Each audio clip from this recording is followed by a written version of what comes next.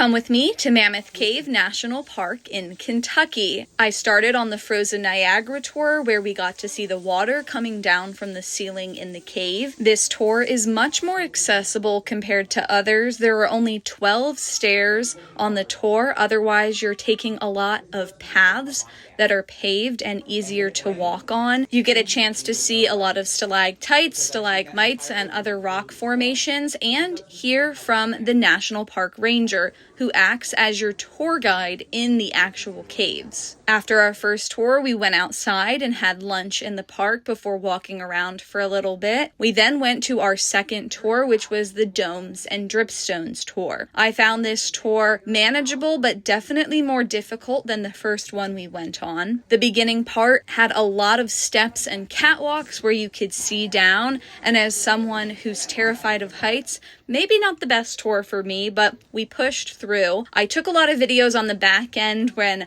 I felt like I was less at risk for dropping my phone and losing it forever to the caves of Kentucky. We got to stop quite a few times and sit down and hear from the National Park Rangers. We ended this tour by walking through some of the same parts that we saw before on the Frozen Niagara tour before getting in our car and heading back home to Indiana. It was a great park, completely underrated, and something I would definitely take a trip to visit again.